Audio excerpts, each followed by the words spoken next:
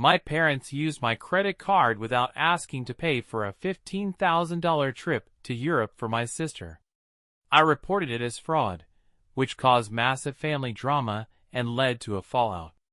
I never thought I'd write such a post, but here I am, still in shock and disbelief over what my parents did.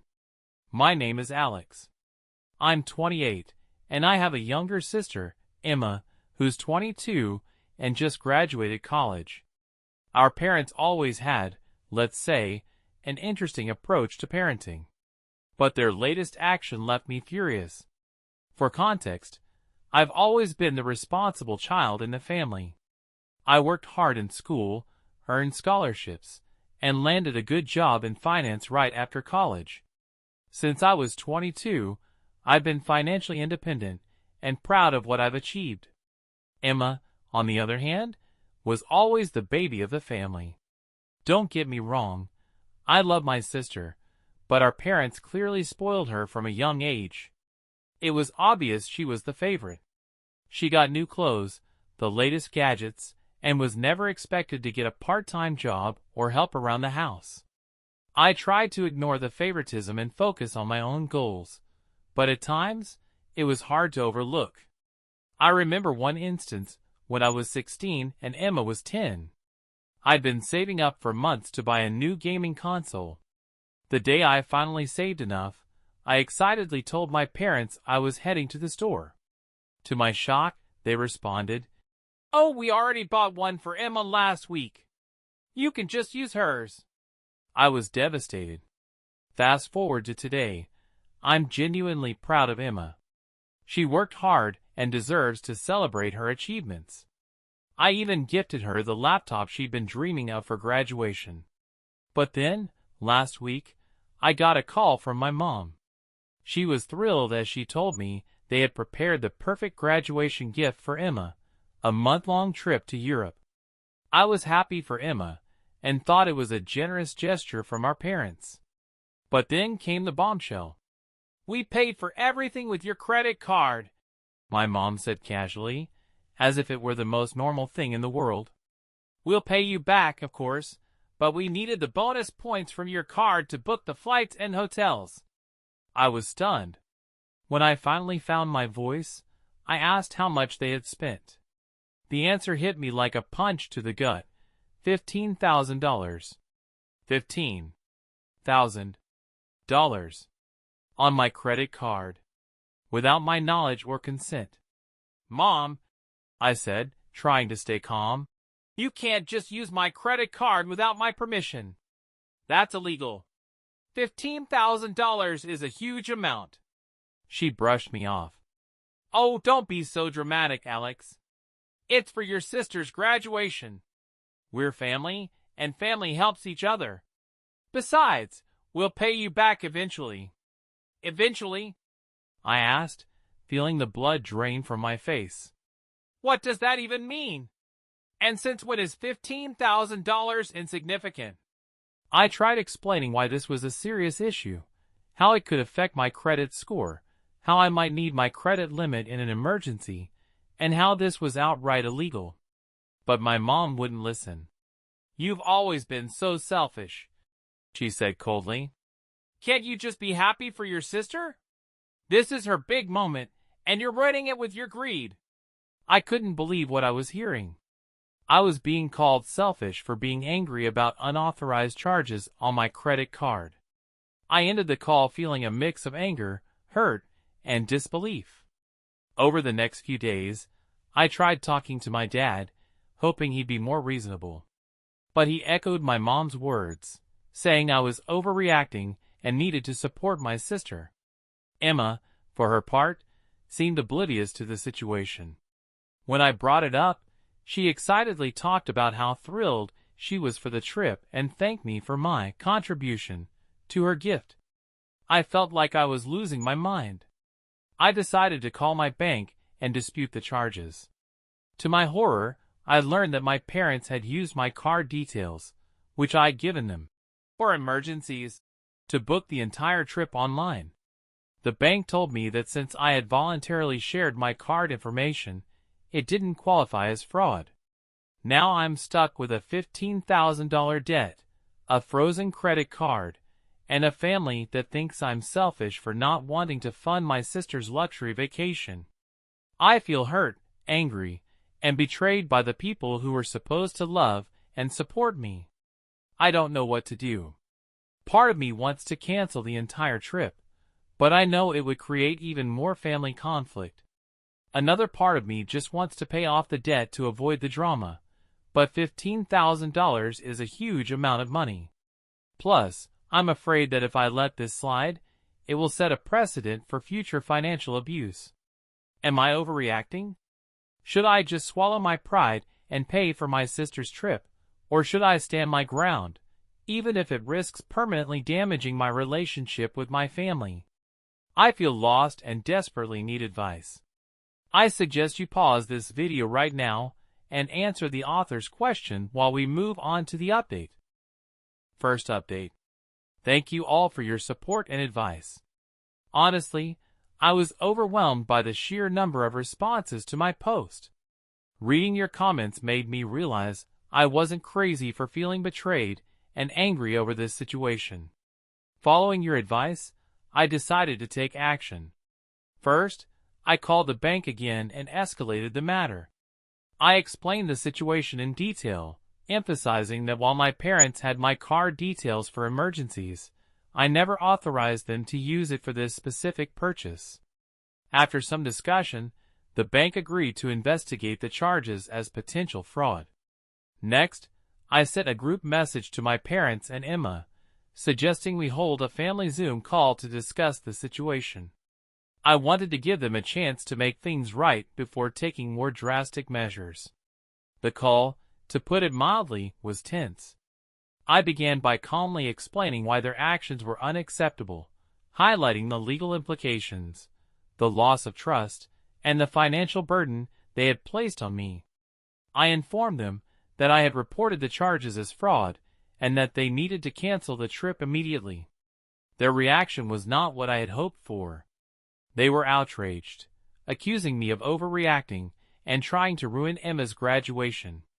My mom even said, "We raised you, fed you, clothed you, and gave you a roof over your head.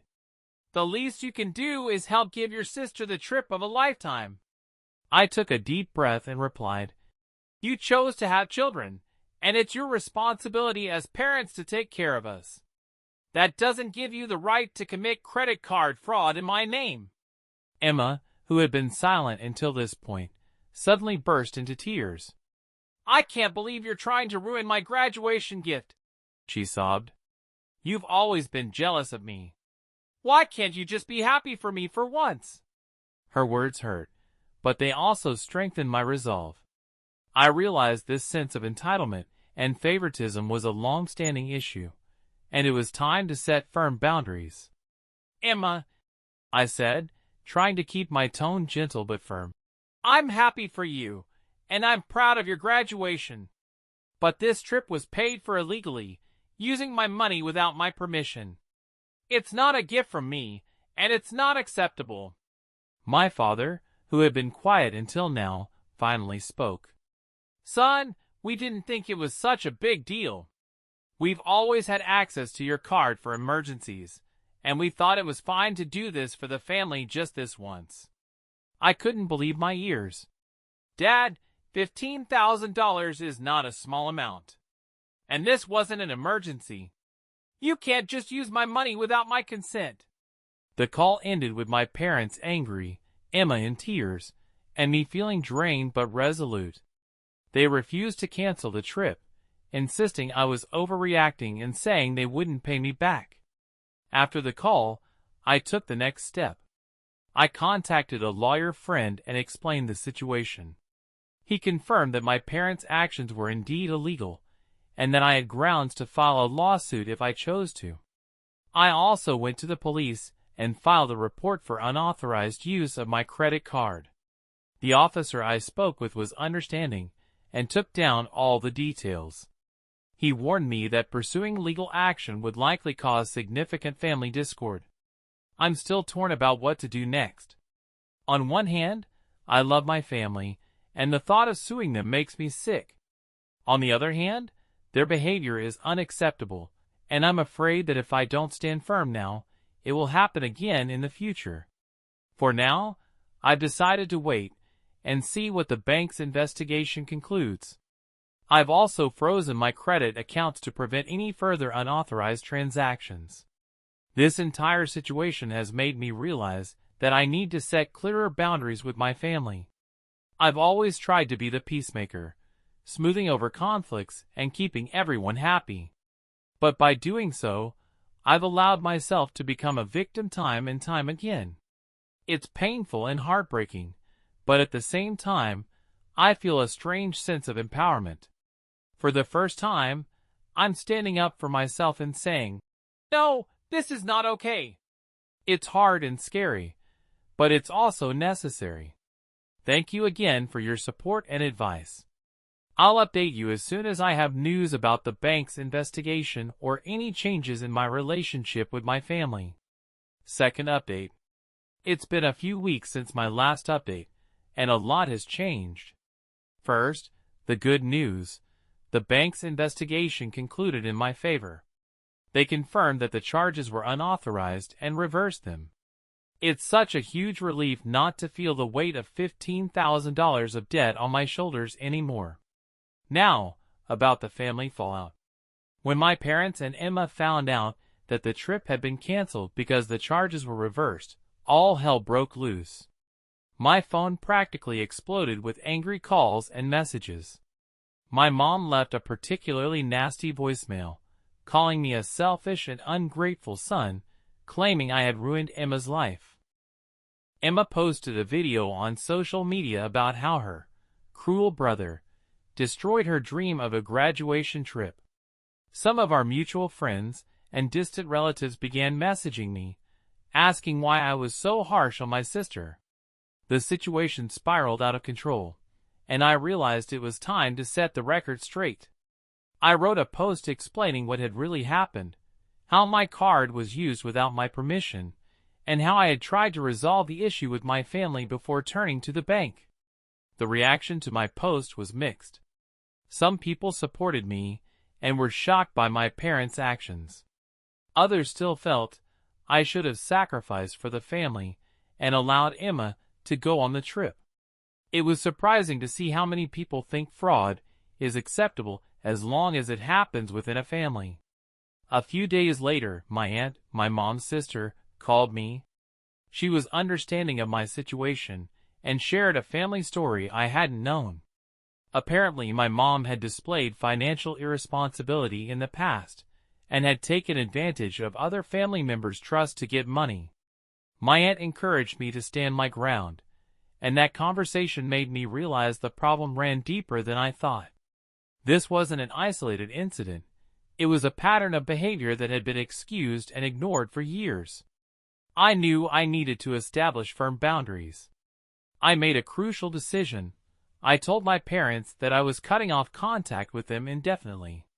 I explained that I needed time to process everything and that I couldn't trust them right now. I also told Emma that, despite my love and pride in her achievements, I needed to distance myself from her as well. Their reaction was predictably negative. My parents accused me of tearing the family apart, and Emma cried, saying I was punishing her for something that wasn't her fault. It was painful, but I stood firm in my decision. Amid all the family drama, I focused on protecting myself from future financial abuse. I changed all my passwords, closed the credit card my parents had access to, and opened a new one at a different bank. I also started seeing a therapist to work through my feelings about the situation and learn how to set healthier boundaries. Unexpectedly, there was a positive outcome to all this. I grew closer to my aunt and some cousins who supported me. It was comforting to know that not everyone in my family condoned my parents' actions. As for Emma's graduation trip, I learned from relatives that my parents still planned to send her somewhere. Part of me felt guilty that she wouldn't be going to Europe, but I kept reminding myself that it wasn't my responsibility to provide her with such gifts. I'm still grappling with guilt and doubt. Sometimes, I wonder if I made the right choice, or if I was too harsh.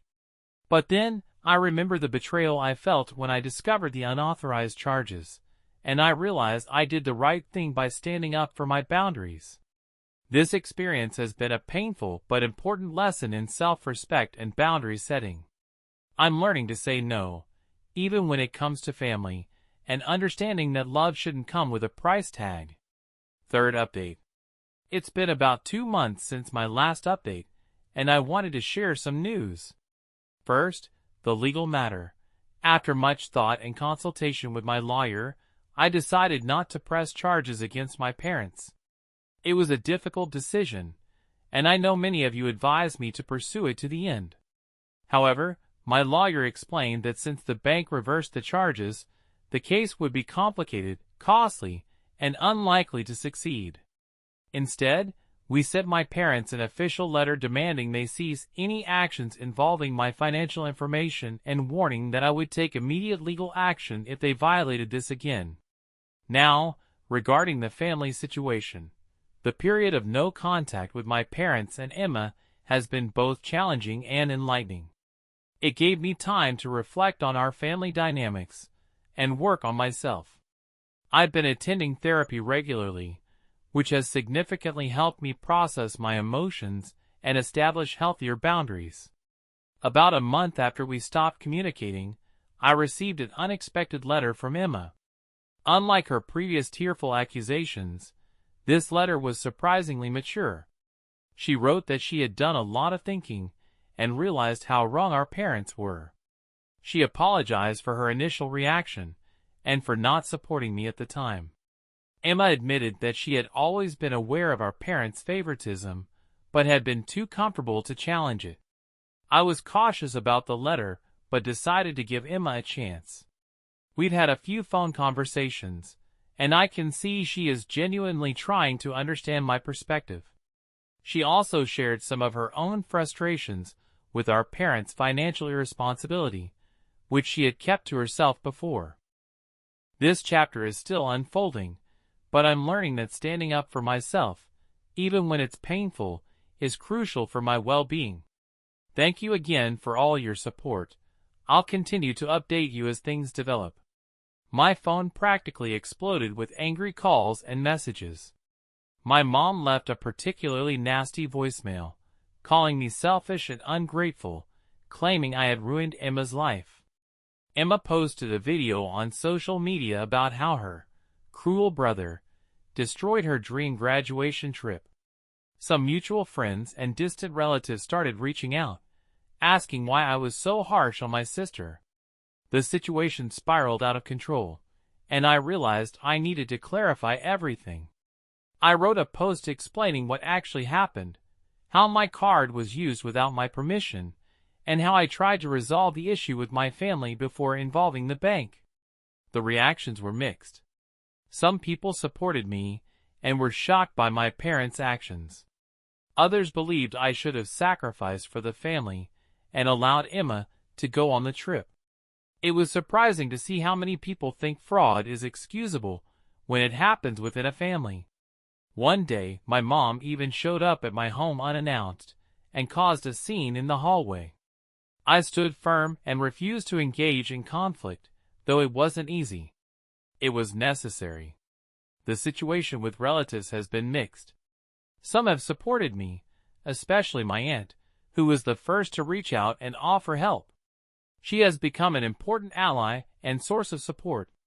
However, others continue to pressure me, using the argument, "But they're your family." For my own peace of mind, I'd had to distance myself from some of them. Fortunately, this entire situation has led to unexpected personal growth. The time and energy I used to spend on family drama are now directed toward my own life and goals. I've discovered a new hobby, photography, and have been spending more time with friends.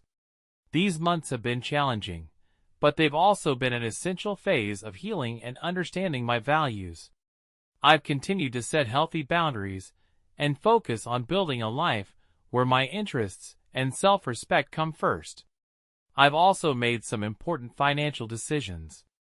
I increased contributions to my retirement accounts and started building a more reliable emergency fund. This experience has underscored the importance of financial independence and security. A particularly uplifting moment happened last week. I was promoted at work, accompanied by a significant pay raise. In the past, I might have felt obligated to share this news with my family. This time, I quietly celebrated with a few close friends. Regarding Emma's graduation trip, I learned from my aunt that my parents eventually sent her on a 2-week tour of California. Emma, from what I've heard, seemed satisfied with the trip. With cautious optimism, I'm looking to the future. I've decided to extend my period of no contact with my parents for at least 3 more months. I need more time to heal and determine if they're capable of respecting my boundaries. As for Emma, I'm open to slowly rebuilding our relationship, but am approaching it with caution. This experience has taught me a lot about standing up for my rights and what family truly means.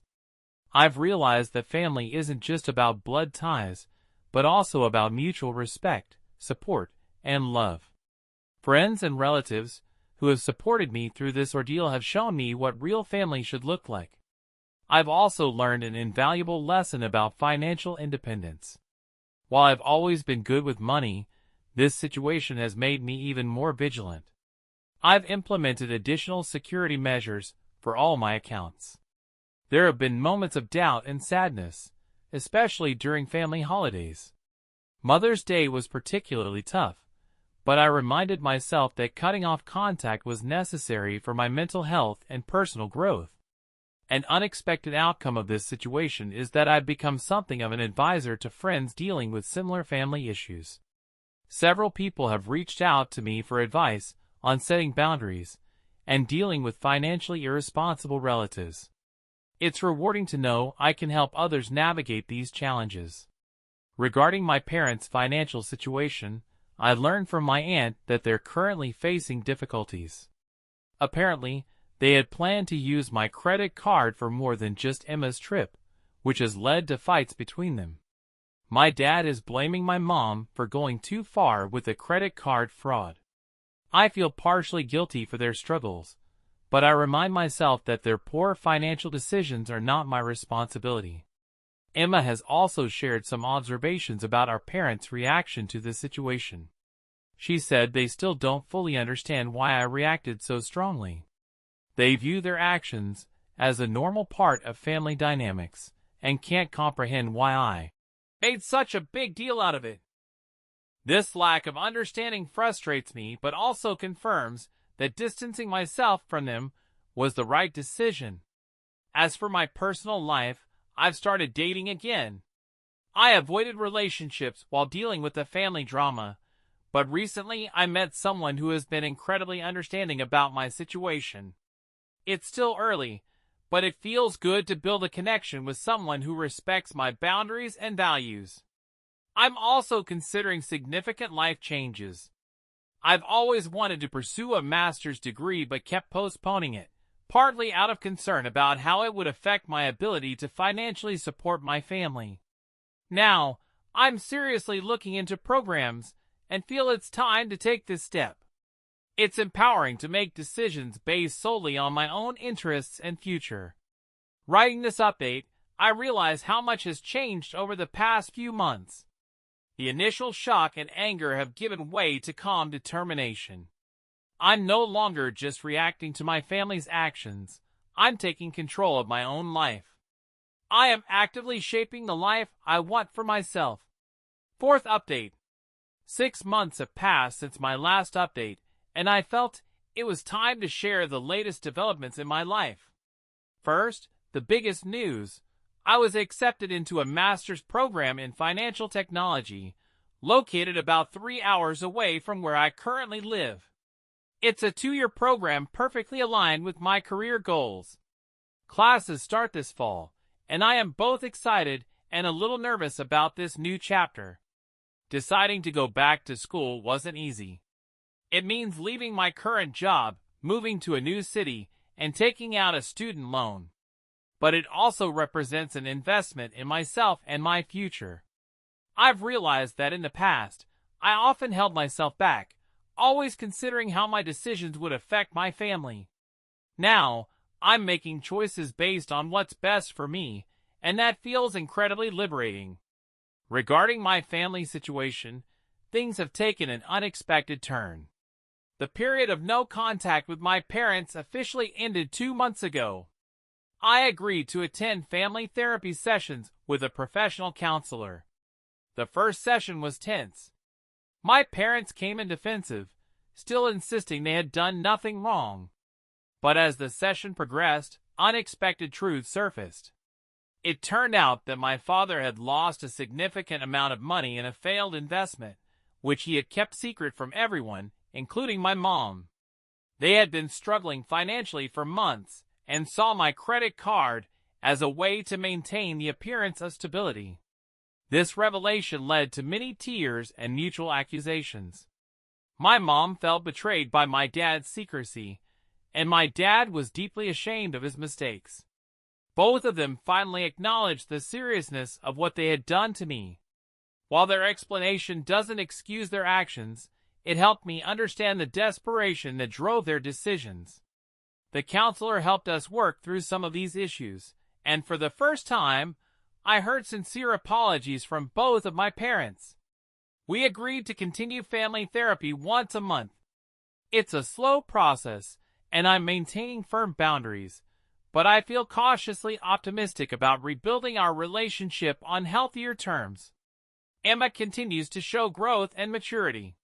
She's taken steps toward financial independence by getting a full-time job and moving into her own apartment. We've started talking more, and I feel like I'm only now beginning to truly get to know my sister. She even asked me for advice on budgeting and saving, which was a pleasant surprise. As for my personal life, the relationship I mentioned in a previous update has been going well. Sarah has been incredibly supportive of my decision to return to school. Although we'll have to maintain a long-distance relationship for a while, I'm confident we'll make it work. Financially, I'm in a good place. The raise I received earlier allowed me to save a significant amount for my move and partially cover my tuition costs for graduate school.